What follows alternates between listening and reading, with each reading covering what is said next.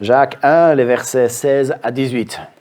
Cette prédication, je l'avais préparée pour dimanche passé, mais les témoignages ont été tellement nombreux, tellement bien faits. Je remercie tous ceux qui ont témoigné la semaine passée, que je me suis dit, la nourriture a été déjà très solide pour un dimanche. Mais j'avais préparé une prédication en rapport avec la nouvelle année.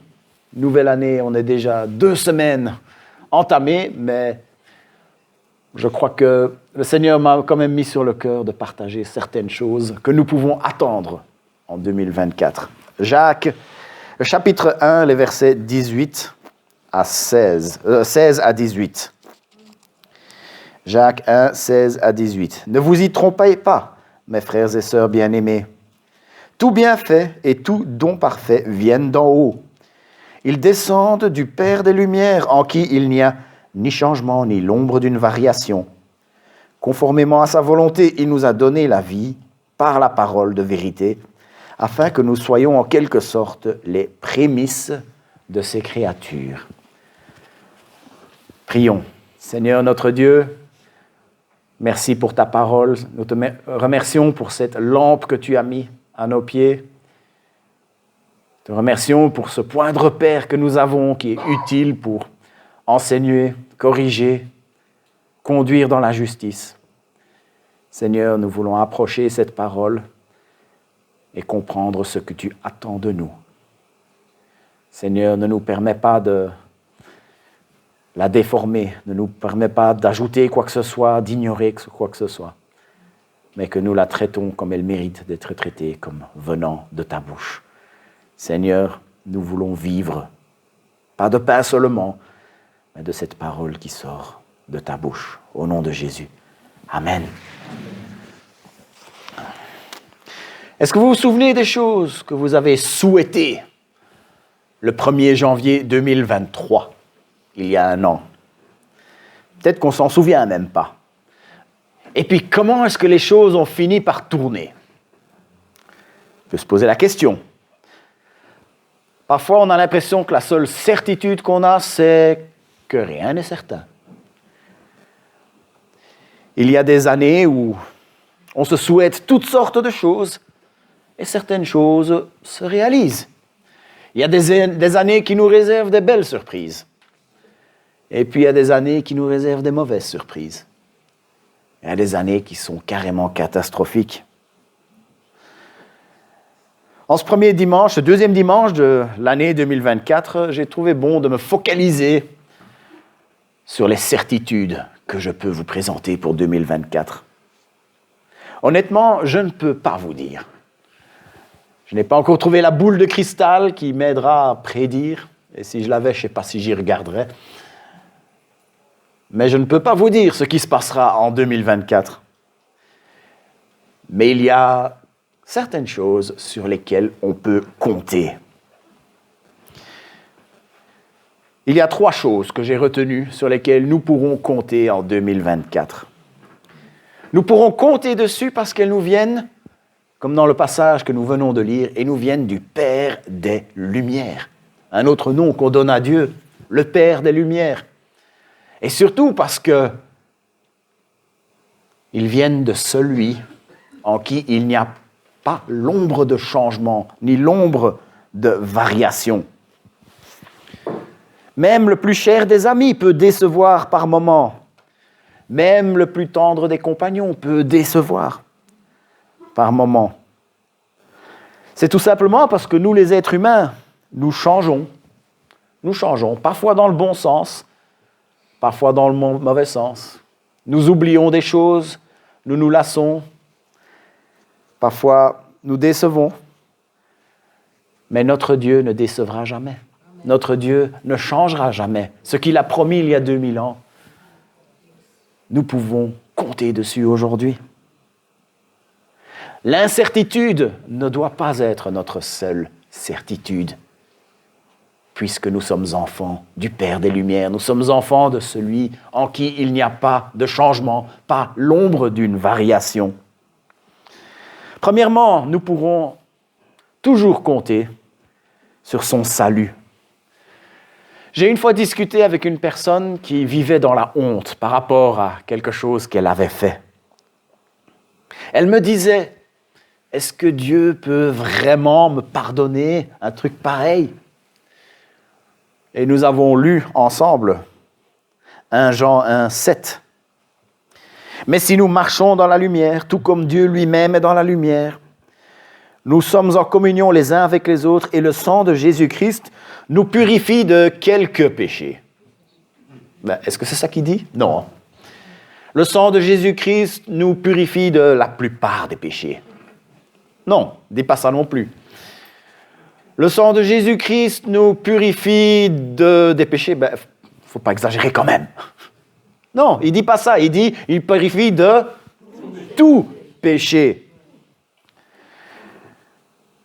Je ne sais pas ce qui se passera en 2024, mais je peux vous dire une chose. En 2024, nous n'aurons jamais à avoir honte devant Dieu. Parce que le sang de Jésus-Christ purifie de tout péché. Jean 5, 24, en vérité, je vous le dis, celui qui écoute ma parole, qui croit à celui qui m'a envoyé, a la vie éternelle. Il ne vient pas en jugement, mais il est passé de la mort à la vie. Il n'est pas en train de dire celui qui croit a une chance d'avoir la vie éternelle. Ce n'est pas ça qu'il est en train de dire. Vous pouvez regarder le contexte. Jésus, il ne nuance pas. Il n'y a pas, comme dans les publicités pour les promos, un petit caractère valable sur les produits en ligne, pas plus de 3 articles par personne. Parfois c'est tellement petit qu'on ne s'arrive pas à lire. Il n'y a pas de petit caractère ici. Celui qui croit a la vie éternelle. Un point, c'est tout. Il ne vient pas en jugement. Jésus nous dit ça pour nous rassurer. Nous ne viendrons pas en jugement si nous nous sommes tournés vers lui, si nous avons accepté son sacrifice à la croix. Éphésiens 2, 8. En effet, c'est par la grâce que vous êtes sauvés, par le moyen de la foi. Et cela ne vient pas de vous, c'est le don de Dieu. Pour aujourd'hui, on va s'attarder juste sur ce petit morceau de phrase. Cela ne vient pas de vous. Cela ne vient pas de nous. C'est vrai. Heureusement, parce que nous, parfois, on n'est carrément pas à la hauteur. Nous ne sommes pas à la hauteur. Si nous pouvons être sûrs d'être sauvés, ce n'est pas parce que nous sommes à la hauteur, c'est parce que lui, il était à la hauteur. Notre salut nous est accordé par grâce. C'est encore une chose que nous ne devons pas nous lasser de répéter. La grâce, ça veut dire que nous recevons quelque chose que nous ne méritons pas.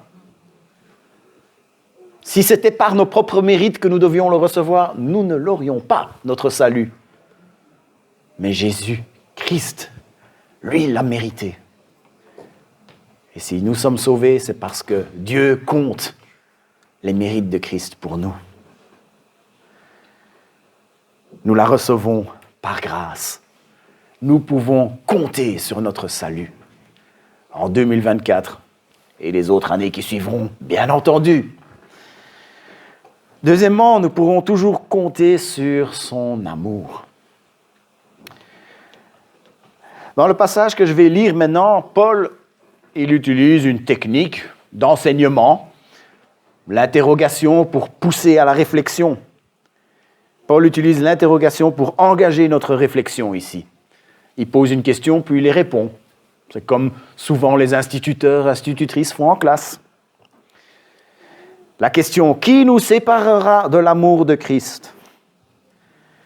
Première question. Une autre question. Serait-ce la détresse, l'angoisse, la persécution, la faim, le dénuement, le danger ou l'épée? Et puis il répond, de fait, il est écrit, c'est à cause de toi qu'on nous met à mort à longueur de journée, qu'on nous considère comme des brebis destinées à la boucherie. Au contraire, dans tout cela, nous sommes plus que vainqueurs grâce à celui qui nous a aimés. En effet, j'ai l'assurance que ni la mort, ni la vie, ni les anges, ni les dominations, ni le présent, ni l'avenir, ni les puissances, ni la hauteur, ni la profondeur, ni aucune autre créature ne pourra nous séparer de l'amour de Dieu manifesté en notre Seigneur Jésus-Christ. C'est comme si l'auteur faisait le tour de l'univers. Il allait regarder partout. Il retourne chaque pierre.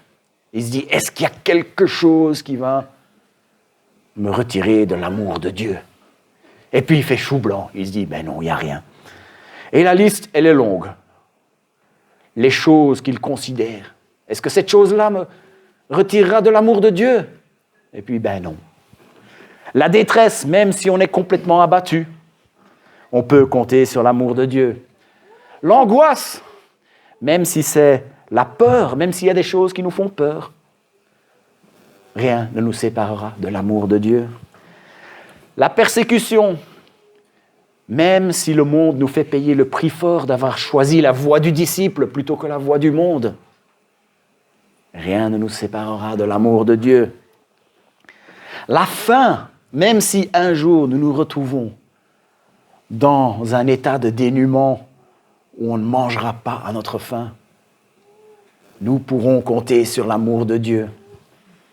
Le dénuement, même si nous nous retrouvons à un tel niveau de misère qu'on n'a même pas de quoi se protéger du froid, on peut compter sur l'amour de Dieu.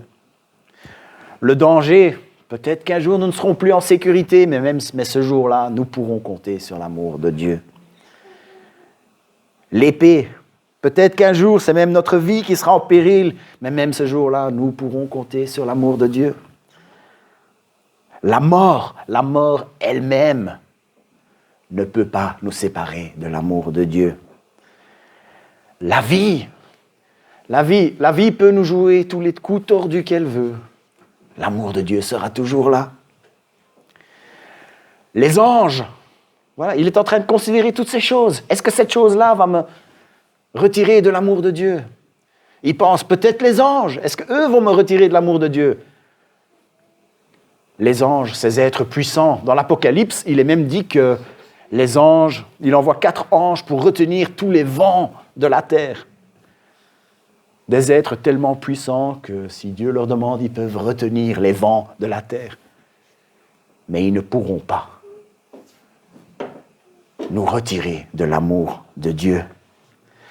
Les dominations, des démons qui ont réussi à tromper le monde. Les êtres puissants, ils ont de la puissance, mais ils n'ont pas la puissance qu'il faudrait. Personne pour nous retirer de l'amour de Dieu. Le présent ou l'avenir, le présent, rien de ce qui existe aujourd'hui ne pourra nous séparer de l'amour de Dieu. Et l'avenir aussi.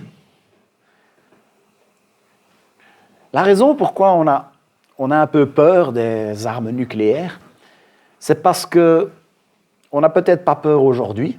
On se dit, oh, personne ne sera assez fou pour commencer à en lancer sur des gens.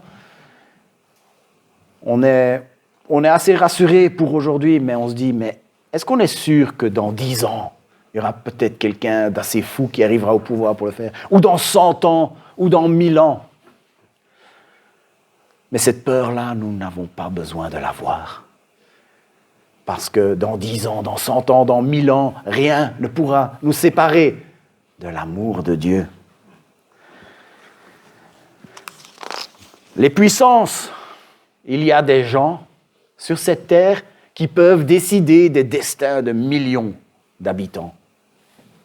Mais ils ne pourront pas nous séparer de l'amour de Dieu.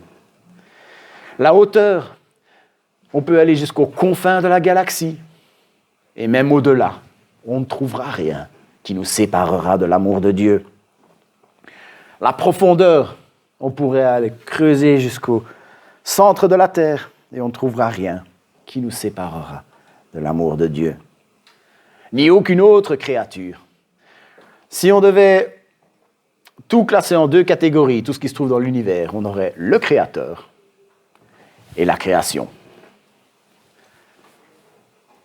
Et dans la création, toute chose qui n'a jamais été créée, Dieu n'a jamais rien créé qui pourra nous séparer de l'amour du Créateur. Je ne sais pas ce qui va se passer en 2024, mais en tout cas, quand je vois tout ça, je sais une chose,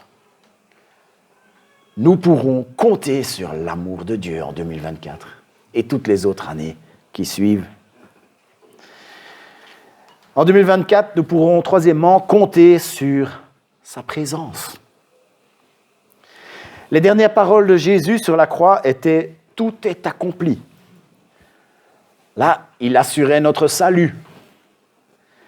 Après sa résurrection, il a encore marché sur la terre pendant 40 jours.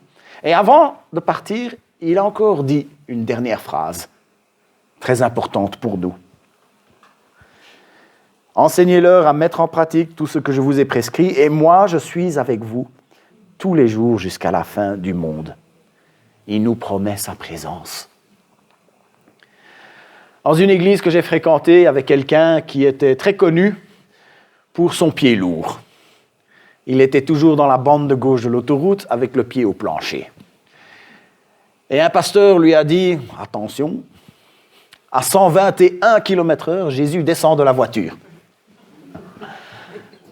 Et ce frère a répondu du tac au tac, Jésus a dit, je serai avec vous tous les jours jusqu'à la fin du monde. Je peux vous rassurer, je l'ai rencontré récemment, il s'est calmé depuis, le frère. Mais Jésus ne nous quittera pas. Quand on désobéit à la loi, oui, certainement, on va l'attrister, mais il ne nous quittera pas. On entend souvent dans les prières, sois avec lui, sois avec elle. Et je comprends bien l'intention qui est derrière. Mais Jésus sera toujours à nos côtés. C'est juste nous qui parfois nous oublions, parfois nous faisons comme s'il n'y était pas. En 2024, Dieu sera toujours présent. Si l'année réserve des belles surprises, nous pourrons lui dire merci. Si l'année nous réserve des mauvaises surprises, nous pourrons compter sur sa présence, nous pourrons compter sur sa force, nous pourrons compter sur son soutien. Pour terminer, je vais lire ces 3 psaumes qui parlent de la présence de Dieu. Le psaume 16. « C'est pourquoi mon cœur est dans la joie et mon esprit dans l'allégresse. Même mon corps reposera en sécurité, car tu n'abandonneras pas mon âme au séjour des morts. Tu ne permettras pas que ton bien-aimé connaisse la décomposition. Tu me fais connaître les sentiers de la vie. Il y a d'abondantes joies dans ta présence, un bonheur éternel à ta droite. Il y a d'abondantes joies dans sa présence. Que nous puissions connaître ces abondantes joies qu'il nous donne cette année, dans sa présence. Le psaume 27, je demande à l'Éternel, 4 à 5, je demande à l'Éternel une chose que je désire ardemment. Je voudrais habiter toute ma vie dans la maison de l'Éternel pour contempler la beauté de l'Éternel et pour admirer son temple. Car il me protégera dans son tabernacle le jour du malheur. Il me cachera sous l'abri de sa tente. Il m'élèvera sur un rocher. Le souhait pour 2024, c'est que nous puissions ressentir cela. Dieu est là. Mais pour que nous puissions ressentir qu'il nous protège et que nous puissions contempler sa beauté. Nous le faisons, c'est ce que nous faisons quand nous chantons ensemble. Nous contemplons sa beauté en chantant ses louanges. Et puis ce dernier psaume, il est très connu. C'est un psaume qui a été écrit il y a 3500 ans et qui, depuis lors, a été un encouragement, un soutien pour beaucoup de personnes. J'ai arrêté de compter le nombre de fois que quelqu'un m'a dit « Ce psaume m'a aidé à tenir le coup dans telle épreuve ». Et ce psaume résume bien ce que nous pouvons attendre de Dieu en 2024. Des choses sur lesquelles nous pourrons compter. Le psaume 23.